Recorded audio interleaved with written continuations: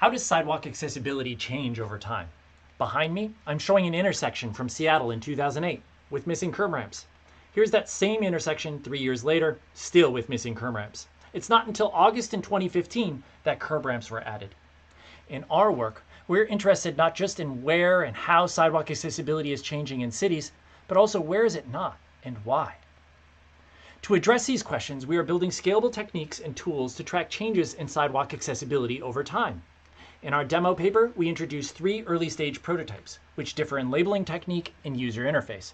For example, with prototype 2, we have a large labeling area for the selected time shot, a grid view of 12 time series images dating back 10 years for that same intersection, and red dots that show computer vision detections.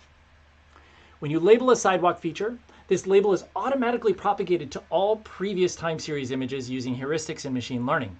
Users can correct or delete incorrect propagations, which allows users to quickly label changes in intersections over time. Come find out more at our demo and try out our prototypes.